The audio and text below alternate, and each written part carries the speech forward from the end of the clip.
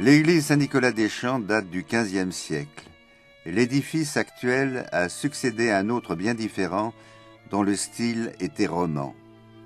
On imagine dès lors l'enthousiasme des contemporains, découvrant une église bien plus élancée et bien plus claire que celle qu'ils connaissaient. L'extérieur du monument se caractérise par l'ampleur de ses volumes, ainsi que par la variété et la qualité des détails. Certes, la façade occidentale est plate et sans décor, mais au flanc sud, on a la surprise de découvrir un petit portail qui tranche par son style avec l'homogénéité de la construction. Il est de style Renaissance et est dû au talent de Philibert Delorme. Une porte en plein cintre est encadrée par 2 paires de pilastres corinthiens et surmontée d'un entablement et d'un fronton finement sculpté. La décoration des vantaux n'est pas moins remarquable, elle se distingue par son invention et sa symétrie. Car, en ce XVIe siècle, tout est symétrique. C'est le retour en art de l'ordre et de l'harmonie.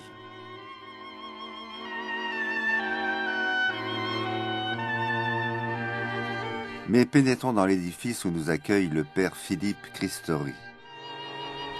J'ai découvert ce lieu, Saint-Nicolas-des-Champs, cette belle église très grande, il y a 5 années, alors que je fus nommé curé. Elle m'est apparue tout de suite comme une grande nef, un havre calme, paisible dans ce quartier cosmopolite, un quartier très bruyant. En même temps, tout de suite, ce qui frappe, c'est cette forêt de colonnes, derrière laquelle des gens se promènent, parfois se réfugient pour s'arrêter, prier. Ces nombreuses chapelles latérales où beaucoup aiment voir les œuvres d'art qui y sont déposées. Et en même temps, c'est un peu comme une clairière, on peut dire, dans ce monde, une clairière dont les proportions nous aident à nous élever, un lieu de célébration, un lieu où viennent beaucoup de fidèles prier, tant en semaine, puisque ce quartier est un quartier de travail, tant en week-end, et puis aussi un lieu très marqué par l'accueil des pauvres, l'accueil des gens de la rue, les gens qui sont peut-être loin de l'église, mais qui trouvent ici cet accueil qu'ils espèrent. Lorsque l'on regarde la nef, on est frappé par le contraste qui existe entre les voûtes finement nervurées et les cannelures habillant les colonnes. Les voûtes, c'est l'élégance du gothique flamboyant. Les cannelures appartiennent au monde rationnel qui marque le XVIIIe siècle. Quelle opposition entre la grâce de l'un et les lourdes certitudes de l'autre. Le malheur voulut que le siècle de la raison n'arrêta pas là ses méfaits. On éventra les belles verrières médiévales pour les remplacer par du verre blanc afin de dispenser plus de lumière aux fidèles. C'est la raison pour laquelle l'église Saint-Nicolas-des-Champs, traitée avec la même rigueur que l'église Saint-Sulpice, a perdu une partie de ses qualités artistiques et spirituelles. L'un des grands moments de la vie de cette paroisse fut celui où brillaient les grands autels du Marais. Chaque noble, souvent converti, tenait à apporter son propre témoignage. Ainsi s'explique l'importance des peintures du XVIe, XVIIe et même XVIIIe, destinées à nourrir la méditation et la foi. Pour nous permettre de communier à la spiritualité des paroissiens de cette époque, plaçons-nous devant le grand retable qui décore le fond du chœur. Il est de Simon Vouet, un maître du XVIIe à l'égal de Poussin. Comme c'est de coutume, la peinture se compose en 2 étages. En bas sont représentés les apôtres entourant le tombeau ouvert de la Vierge. En haut, Marie gagne le ciel, accueillie par les anges. Les parties sculptées sont étroitement unies au tableau. Ainsi, les anges en stuc interpellent les apôtres placés en contrebas et leur montrent la montée miraculeuse de Marie. Impeccable réalisation qui prend la forme d'une prédication. En bas, la terre et ses épreuves, dont la plus redoutable est la mort. En haut, l'éternité bienheureuse. Sur le revers du retable, une autre peinture également de Simon Vouet. Elle représente saint Charles Borromée. Il visite les pestiférés. Mais le tableau se veut aussi un hymne à l'Eucharistie, seul pain de vie pour les mourants. Dans une chapelle latérale, on peut découvrir un triptyque remarquable. Il n'est pas exactement de Rubens, mais a été inspiré par lui lors de son passage à Paris. On retrouve la patte du maître. L'auteur de ce chef-d'œuvre s'inspire des passions médiévales qui se donnaient sur les parvis des églises ou des cathédrales. Mais à l'école du Concile de Trente, il veut éviter tout folklore. 3 panneaux successifs, le portement de croix nous montre le Christ au visage pathétique qui est écrasé par le bois de la croix.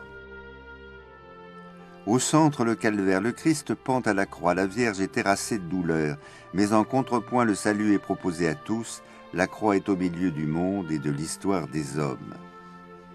3e panneau, la descente de croix, tableau impeccable, mais où on ne retrouve pas l'espérance des œuvres romanes, le Christ est mort, et bien mort. Cette méditation sur la mort est une constante du XVIIe siècle. On la retrouve chez des prédicateurs comme Bossuet ou Bourdaloue, mais aussi chez les peintres à leur école. Ainsi, l'Allemand nous propose une piéta sensible et émouvante. C'est l'intérieur du personnage qu'il nous donne à voir, ainsi que l'enseigne la spiritualité de l'école française. Le peintre insiste moins sur la douleur de la mère que sur ses sentiments d'oblation. L'attitude de sérénité de Marie tranche avec les sentiments exagérés de douleur que manifestent les personnages groupés autour d'elle. Un crucifix réalisé par un artiste inconnu obéit au même sentiment de retenue dans la douleur. Mais revenons à la Vierge, elle a été portraiturée toujours au XVIIe siècle par Pourbus.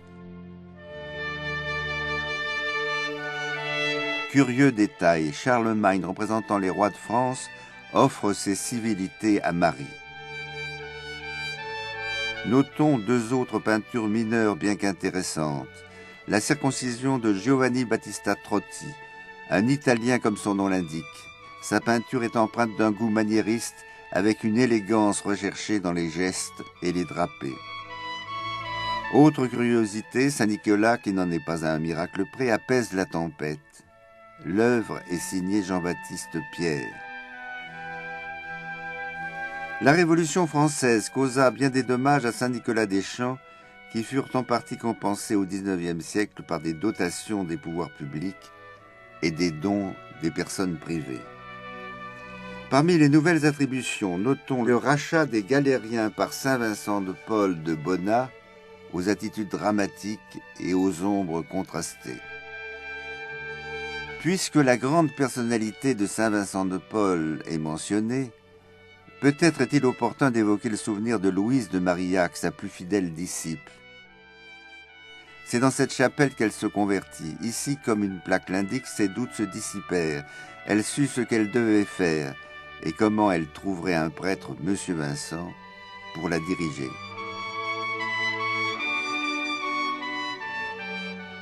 Admirons pour terminer le chemin de croix tout récent de Jean-Paul Froidevaux. Il est fait des mots, champs levés et cloisonnés. Son thème central est le buisson ardent que vit Moïse et qui brûlait sans se consumer. Il est l'image de l'amour du Christ sur la croix qui est inextinguible. Cette petite église ne possède pas seulement une collection de peintures de tout premier plan, mais un orgue servi dans le passé par de nombreux organistes de grand renom. Ainsi, au plaisir des yeux s'ajoute celui des oreilles. Telle est l'église Saint-Nicolas-des-Champs qui s'est enrichie à travers le temps d'apports artistiques mais aussi spirituels.